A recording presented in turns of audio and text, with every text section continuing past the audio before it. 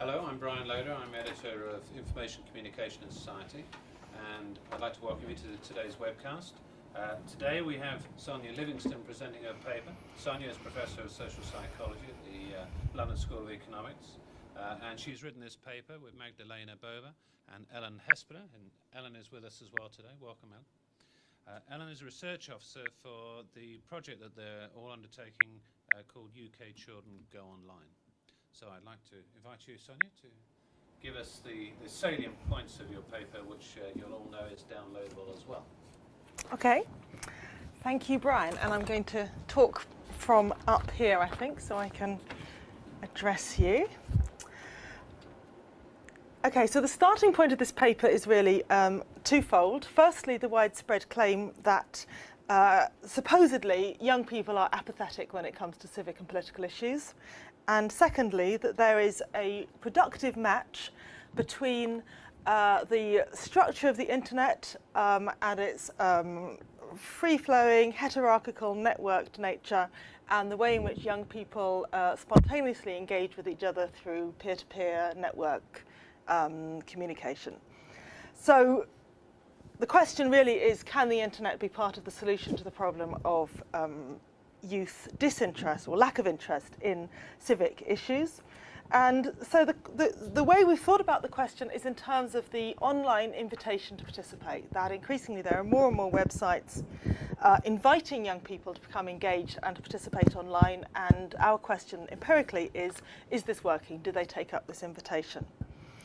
But the paper begins with a brief theoretical consideration of a difficult question about what counts as participation. And participation figures in these debates and also in the paper as inevitably something of an open question, bearing in mind that in the literature there is a spread between kind of rather strict, narrow definitions of participation as resulting in certain kinds of action, or a much broader and more open definition of participation. The paper begins with a brief theoretical consideration of a difficult question about what counts as participation. And participation figures in these debates and also in the paper as inevitably something of an open question, bearing in mind that in the literature there is a spread between kind of rather strict, narrow definitions of participation as resulting in certain kinds of action, or a much broader and more open definition of participation. And very often in relation to young people in the internet,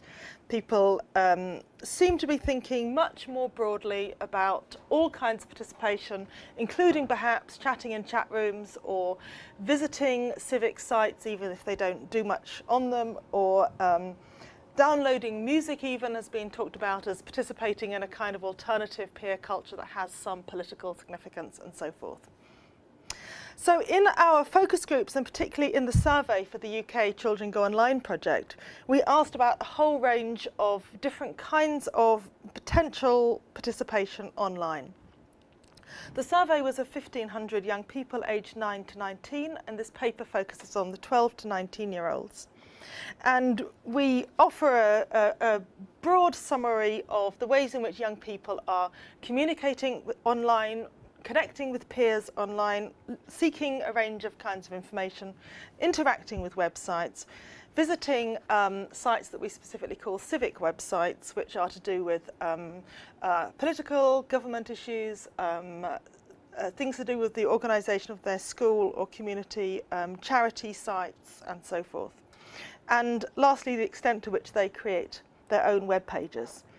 And the bulk of the analysis then focuses on three of those things. One is how they interact with websites, which is, if you like, the actions required to participate. Chatting, filling in forms, sending emails to sites, voting on sites, and so forth, these sort of interactive aspect of participation. One which is about the civic sites, which is how much they're actually interested in certain kinds of civic political content, and one which is about the creation of web pages, which is how much they shift from being receivers to being producers. And what the descriptive analysis shows is an enormously variable take-up. you could see, this is the kind of glass half full, glass half empty problem. You could read the statistics and say young people are very much participating online. They engage in all these different activities. You could read them much more critically as saying there are lots of things that they don't do or lots of things that there's fairly low take-up on. And even from the descriptive analysis, it's clear that for the most part, boys, middle-class children and older teenagers do more of a whole set of things. So there's a usual suspect story as well. It's the usual suspects who are taking up these opportunities, and therefore the internet is reinforcing existing differences. It's not especially changing things. Okay, so in the analysis that we then do on this kind of descriptive data, we try to model the relationships between all the different variables in play in order to understand what explains the variation in take-up of these opportunities to participate. And we constructed a model which it was quite interesting even having to construct the model, because we had to pull it out of a whole set of suppositions and implications in what's written. It wasn't obvious. This is the model of online participation, so people here may have questions about it. But very broadly, we said, let's imagine that, first of all, we know something about the power of demographic variables. We suppose that the way in which people engage online will be mediated by their use of the internet, and in relation to use, we particularly pull out their self-efficacy, how confident they feel themselves to be as internet users, the time they spend online, which was measured per day, and the number of years that they've been online. And then we suppose that there's these factors would affect the way in which they interact with websites, and as something potentially separate, the way in which they do or do not visit civic websites. And the point of the model is to say that we imagine that the demographic variables will have a direct effect on both of these outcomes. The use measures will have a direct effect, and there's also potentially or hypothetically an indirect effect from the demographics through the use variables to the interaction and civic website visiting, and potentially also an influence here. So that was the model, and the data, being from the real world, is somewhat messier. And took us quite a while to even make it as clear as this. I don't know how well this shows up on the camera, but I'd like to just pull out the main points of interpretation, and perhaps that's what people would like to then discuss. Broadly, it supports our model, but it offers a whole set of qualifications. And it offers a set of qualifications because the demographic variables and the use variables operate differently. We can't just put demographics and use variables in a single box. So if I go through them in turn, I think I can draw out what the main findings are. Firstly, if we look at gender, we see that gender directly affects civic website visiting. So put simply, girls are more likely to go to the civic sites than boys are. And it doesn't directly affect likelihood of interaction with websites. There's no direct line. Okay. Even though in terms of gender, there's an effect from gender to years online, which is to say that boys have spent longer online. The fact that they've spent longer online does not mean that they're more likely to go either to civic sites or to interact with sites, because there's no link from it. It also shows that middle-class children, that's down here, there's a whole set of effects to do with social class. They've been online for longer. They feel more, middle-class children feel more confident in their expertise online. They spend longer online each day. And there's also a direct effect from social class through to interaction with websites, so that middle-class kids are more likely to interact with a whole range of websites. And then we have an indirect effect, which, if I get this right, goes from social grade through self-efficacy to interaction. So middle-class kids spending more time online feel more confident, and as a result are more likely to take up that offer to interact with websites, more likely to vote and do complete quizzes and send emails and so forth. And a similar indirect path goes from social class through time online to interaction. So middle class kids spend longer online and are more likely to interact. So there's direct and indirect effects. And one of the things that we're interested in is the possibility that policy interventions might say, so if we increase young people's confidence online or time online, can we affect the way in which they use the internet? And we would say from this, yes, if we make them more confident and we encourage them to spend longer online, we will increase the likelihood that they'll interact with websites, but we don't increase the likelihood of their going to civic sites. So there are some things that one can intervene in and others that one can't. And even if, say, one had an intervention that gave working class kids more time on the internet and encouraged their skills so that they were more likely to interact with sites, that still wouldn't overcome the direct effect of middle class kids. So it would help, but it wouldn't overcome. Okay, I'll just say something about age, which is in the middle, and which throughout our survey over and again makes a very crucial difference. And remember, our age range here is from 12 up to 19. So what we find is both direct and indirect effects of age, which I hope you can see there. So as young people get older, they're more likely to visit civic sites, they're more likely to interact with websites, and there's also an indirect effect via self-efficacy and via time spent online, again, that affects their likelihood of interacting with sites, but not their visiting of civic sites. And then lastly, we had the hypothesized positive correlation here so that we can say that those who go to civic sites are also more likely to be those who interact with websites and vice versa. So in summary, what we think this is showing is that girls, older teens and middle class teens are more likely to visit civic websites, and increasing the time they spend online or their self-efficacy online doesn't make a difference. We secondly think that middle class and older teens are more likely to interact online, and there is an indirect effect so that middle class and older teens, for whatever reason, that's behind our story, if they spend longer online and they have greater self-efficacy, they will be more likely to interact. So the kind of simple conclusion we drew from this is that we can't just divide teens into those who interact more or those who participate more and those who participate less, but there are different kinds of ways of participating online and different explanations for those different types.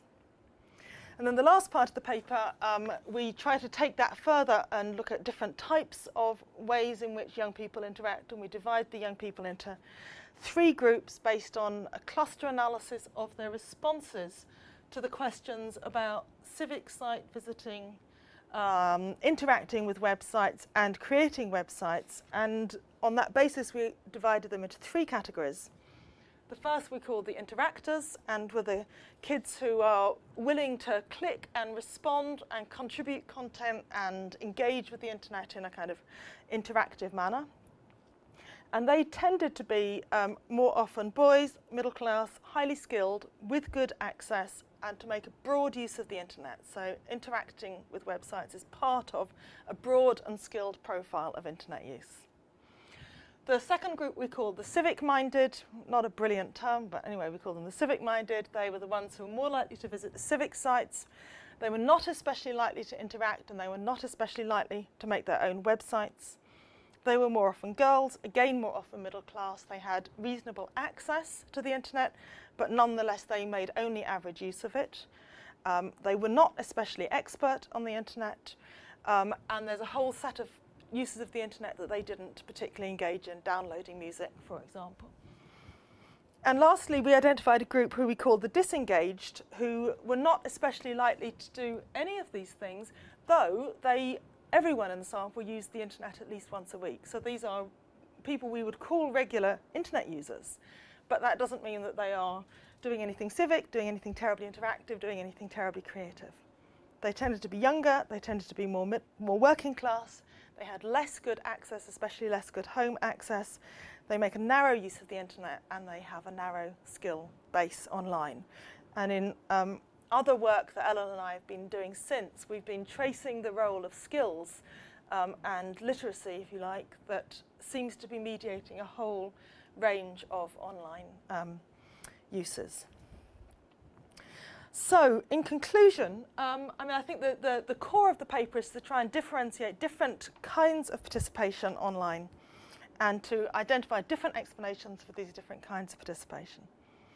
I'd also note, in addition, that a lot of the online activities that we asked about in the survey are positively correlated. So there's a kind of positive transfer around range of use, experience with the internet and skills, and similarly for those who don't engage much, there's a negative transfer, if you like.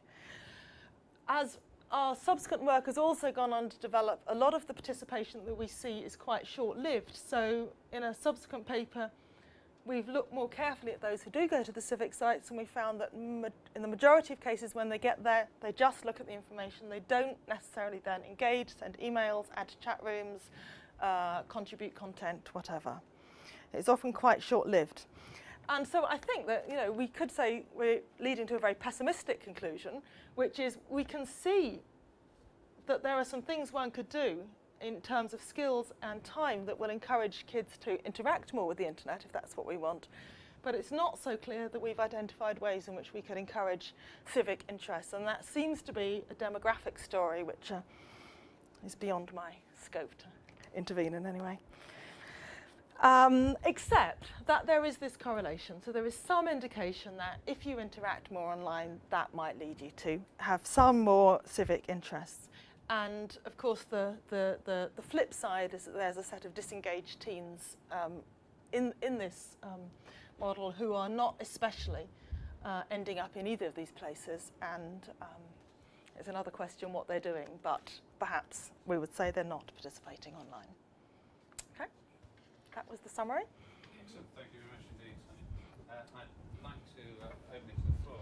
Before I do that, could you just clarify, I don't know whether you want to clarify for us, or for my benefit at least, what you understand, and the audience want to know what you understand by civic websites, and perhaps also more tricky, what you mean when you say skills, particularly as it relates to participation, because I know many political scientists have very particular views on that. Yes. Well, when you come to designing a survey, as Bill certainly knows well, there are all kinds of quite concrete.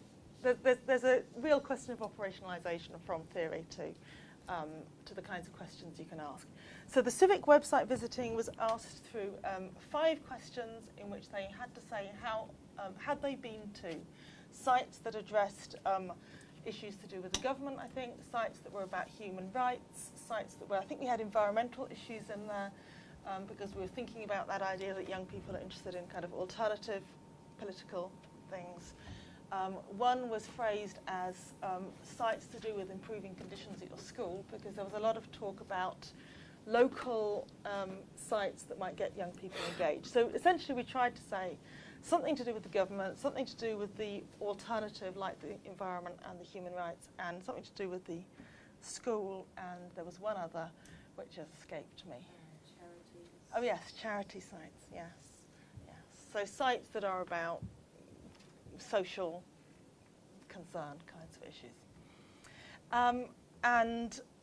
When we had the data back and we factor analysed them, they held together as roughly one kind of underlying variable, which we've called visiting civic sites. Skills was a measure not of political efficacy, but of internet skills.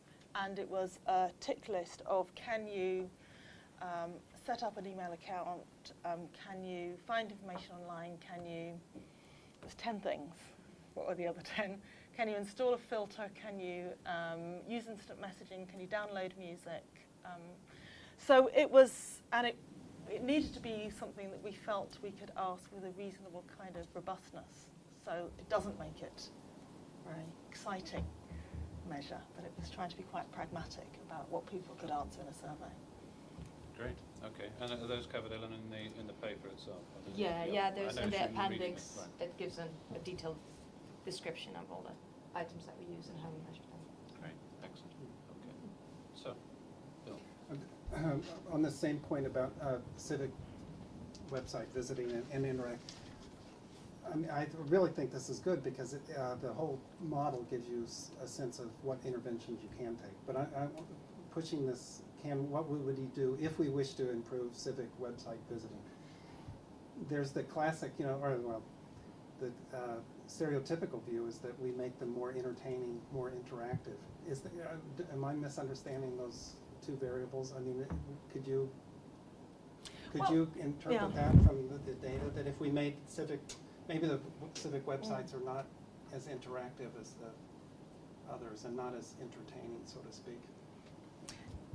I think that's true, but I don't think you can derive it from the graph. I think what you could derive is that if we got more young people to find the internet generally a place that they wanted to interact in and to engage in a whole range of ways, then they would kind of happen upon the civic sites. And there is then a question about what happens when they happen upon them, which in fact I presented at your conference just last week, where I outlined the kind of disappointment and disillusion that a lot of young people feel when they do happen upon those sites. So there's the question of getting them there, and then there's the question of doing something once they are there. But what the model, in a sense, it argues negatively, is that a set of things that we might have thought would encourage them to go to civic sites, like just spending longer online and happening upon them, or gaining in skills, would help. And what we're suggesting is that it doesn't.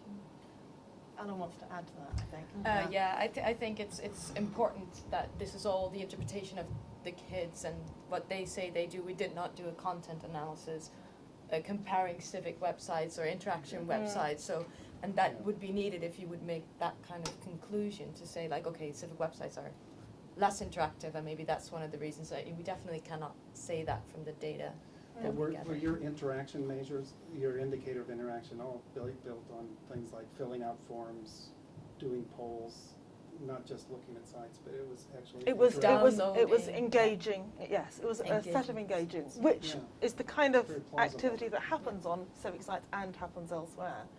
Yeah, and I think it's also a matter of interest. In that sense, it's interesting to see that gender does have that, even if you account for all these other factors in the model, that it's still the girls who are going to the civic websites, and so there might be a little bit more going on than just the interactivity. Maybe to get boys to go too, you might have to make them more interactive. Do we know it's not social desirability? Might be. I don't know. Do we? We don't. You don't appear to. Sorry, I was just going to follow on exactly from that point, because I really liked the way you raised the design issue and the stickiness of particular sites, and I thought one of the suggestions you were making, which I very much liked, was to pose it in terms of design, and that if you redesigned a lot of sites so that there was an ease of getting from the first ones to the civic ones, then, as you say, people would happen upon them much more easily, and that might have a great effect. So I wondered if you could elaborate on that, and also my second question, which is completely wanting you to kind of speculate, is whether you think it will make a difference if people are accessing, if young people are using the phone much more, the mobile phone as the kind of access point, whether you think that might have an effect. On the first point, if we think about the sites that they are spontaneously interacting with, a lot of them are commercial, and so a lot of them are designed to be interactive within the framework of the site and a walled garden in relation to other sites. So there's a lot of sites that they visit that say, come here, fill out this, interact, engage, form part of a community, have your say. You know, they have all that rhetoric of participation, but you can't get from them anywhere else. And so if I were redesigning the internet, yes, I would be thinking much less in terms of branded walled gardens, which is what a lot of these sites are. And even some of the public sector sites.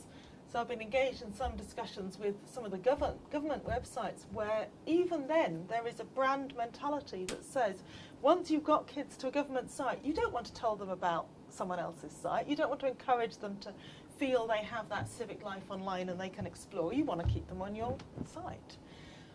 So I think there's a real problem, and it's particularly there in designing for children and young people, because there's a sense anyway that a walled garden is good for them, and you only have especially public sector, you only have links that you have checked out and you're sure are safe for those kids, and that's a lot of effort. So the result is more of a walled garden that precisely doesn't encourage visiting different kinds of civic sites.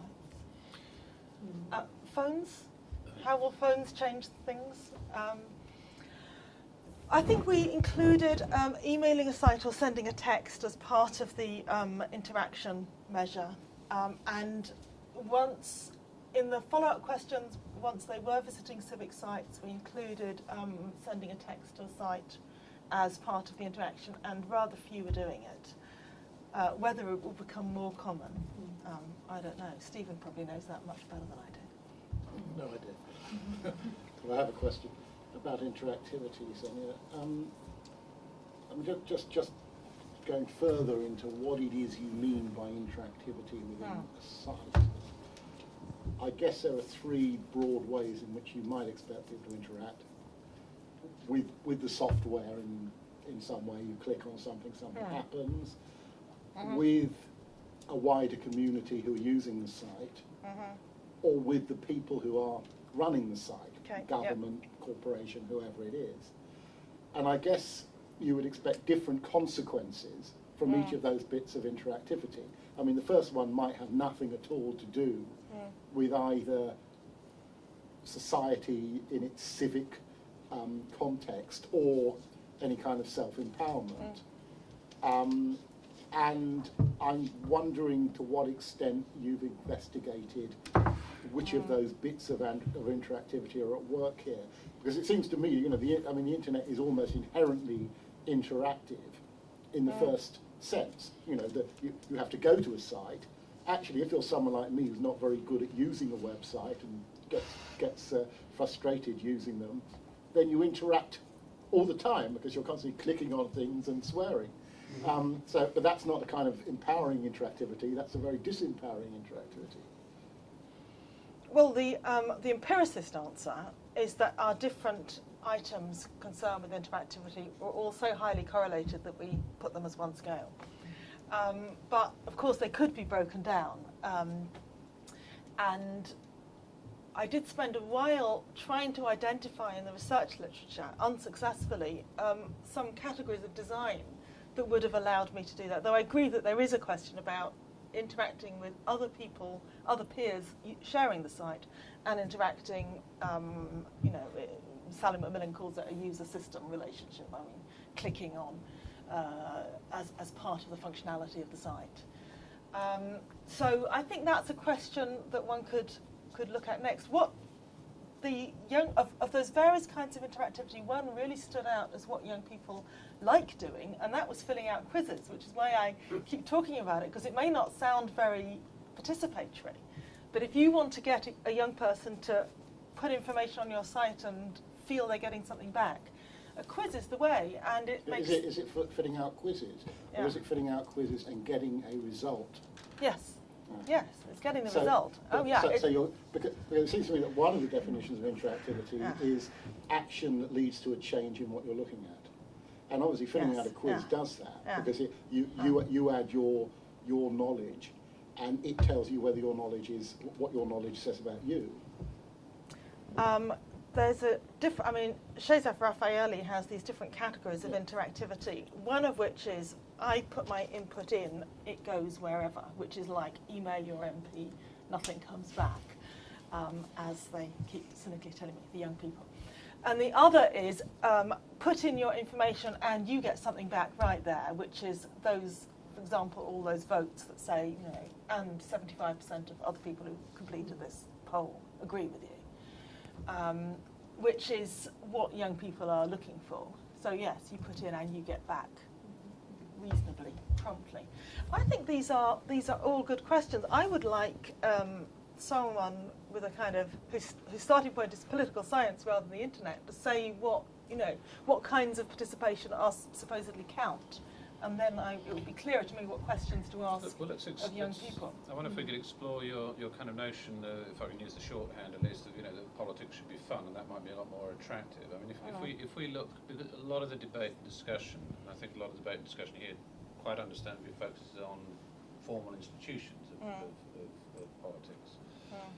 But perhaps there's another whole sphere, public sphere in some sense, the civic sphere, where a lot of the politics which is going on developing at the moment, new social movements, which may be attractive, for example, to a lot of young people, involves quite a repertoire of action, not quite so constrained, but includes music and counterculture and a whole set of very artistic and different ways of looking at the message, and that, you know, protesting should and can be fun, reclaiming the streets and all those kinds of things, which generally speaking happen in a real physical space. But I wondered whether you looked at, perhaps started from, or could look at, not necessarily from this paper, but whether or not it suggests to us that we might look at some of those kind of movements, some of those sites, whether or not they may or may not be attractive to young people. Can I just add, I mean, I was actually thinking about the G8 thing, and actually I never do these things, but there I was abandoned in Australia, knowing that all these pop concerts were going on everywhere and feeling dreadful that there was one in Australia. And I went in there and you could vote and it would tell you how many people had got on, and I mean, I think there must have been heaps of young people all over watching those concerts and, you know, signing up for political, you know, protests. I mean, there were a lot of things you could sign up and discuss about poverty in Africa. I think that's quite a leap from watching the concert and being part of that musical event and signing up to receive information or pay a subscription or join a movement. And I think we don't understand that. That was kind of one of the points driving the research, that the assumption is that if it's fun and if we've got you there engaging in the fun part, you will then sign up. And I'm not at all sure they do, because the point was to say these are differently explained. There's reasons why people go to concerts and reasons why people join political movements, and they don't come together as neatly as we might hope. Ellen, could we explore that one? And a very difficult question, I think, to be honest, at least I would find a very difficult question I'm going to ask, is it sometimes how do we know with young people? Well, there is a suggestion that young people of a certain age are quite difficult to interact with at any time. How would we know what turns them on? How would we know what excites them? How would you empirically go about that? I mean, is that something? Well, I think actually maybe asking that question to me, because it is a difficult question, but I think actually because to this study there was a whole other part which was qualitative, and in which Sonia Magda actually did interview young people, and I think that is probably a better way of getting at that thing than doing a survey and just asking them what they do. And because I also want to say that the interaction website wasn't as the variables that we used, even though quizzes was really important, was actually not in the interaction variable, but it was things like voting and sending text messages, all these things that we see in television a lot with the reality TV and things like that. And I think I have to be a little bit careful, but it was also one of the types of participation, because we called all these things participation, that was the most popular for kids, more than civic websites or peer-to-peer interaction. So it's important to make that distinction, and I think in terms of to know what makes kids tick, if you want to say it like that, the kind of study that Sonia did on the Magda did on the qualitative part might give more information. I don't know if you actually did talk about that more, about what they would like or what they would want. I mean, yes, but in a different paper, where I had seen we interviewed a number of kids who were absolutely politically engaged and kind of outraged at their peers saying politics is boring.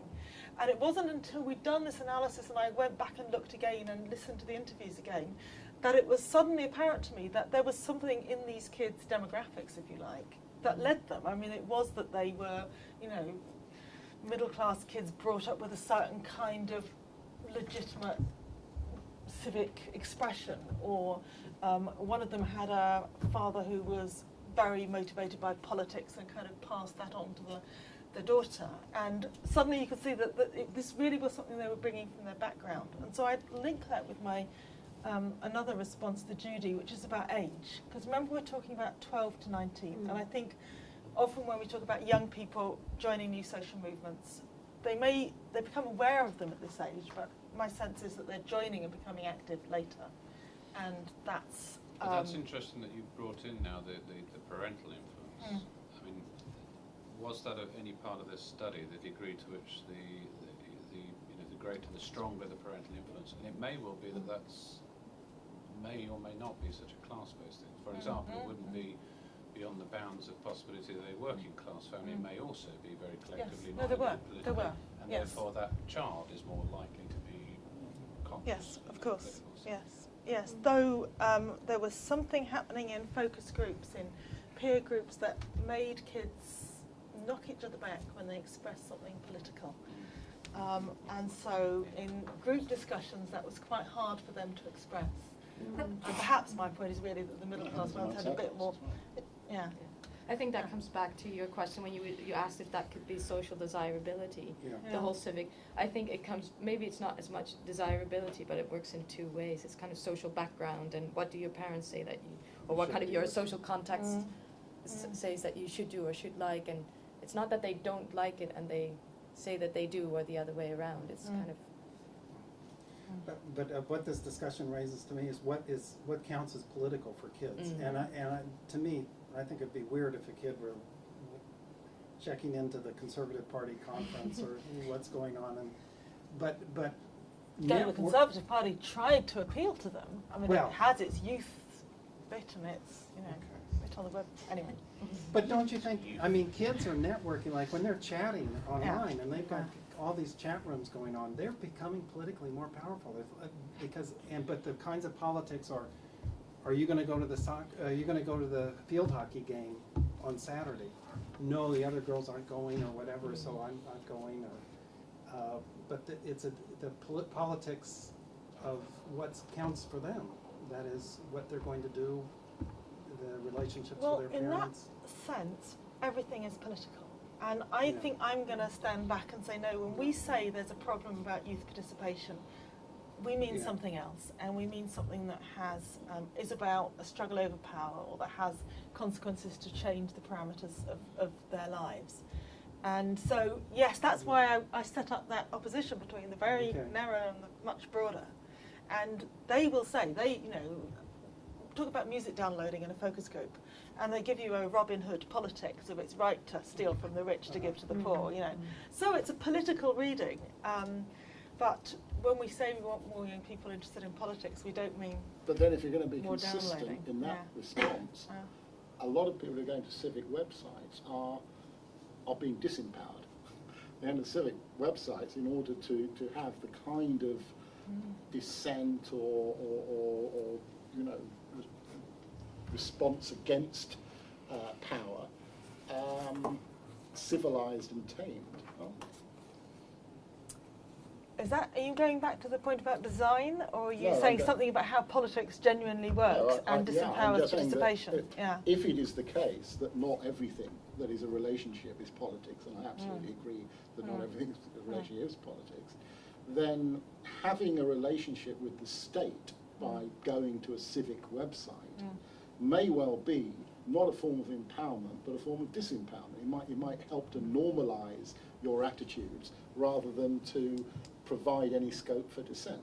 Yes. In some cases that will be the case, in others it won't. But what I'm saying is, I'm quite concerned about the normative assumption that the more people who go to civic websites, then the more political young people become. It may well be that the more politicised they become in one sense, but the less political in a sense of engaging with power.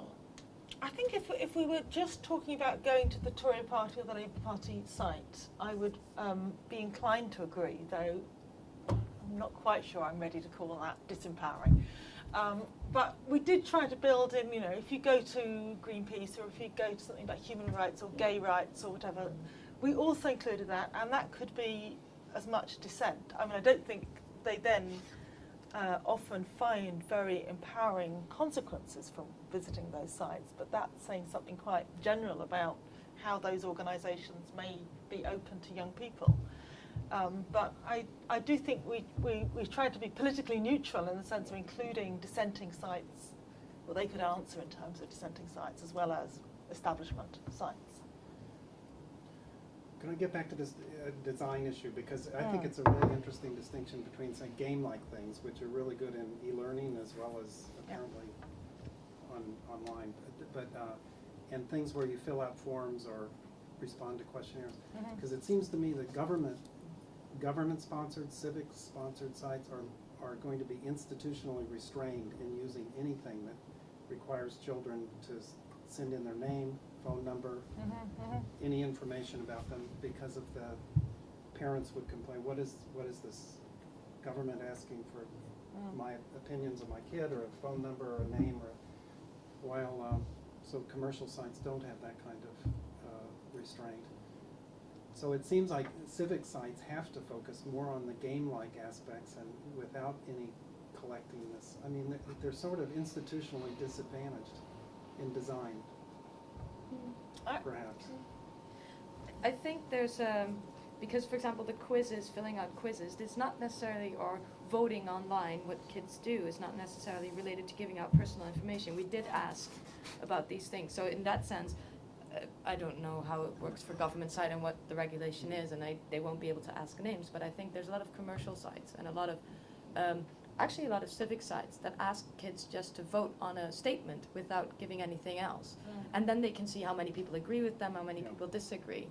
So I think there's ways around that don't necessarily ask kids to give up their identity or do anything that might cause their parents to raise an eyebrow. So I think there's ways around that. I would add that I don't especially see either kids or parents discriminating between public and private sector sites in terms of safety. Parents are passing on to kids a concern about giving out personal details, which kids then apply erratically, but not especially discriminating in that way. And I think you're hinting at a concern that the government will know things about you, which I don't think is terribly shared. And a lot of people would say they should be equally concerned about commercial organisations knowing things about them. And I don't think they're terribly concerned about any of those things. What they're concerned about is personal information that will lead to inappropriate offline contact or paedophiles or whatever. And that is really restricting what kinds of interactivity young people can engage with online. Okay, any other questions anybody has? Well, thank you very much indeed for a very stimulating session. Just leaves me to say, can we all thank our presenters very much indeed?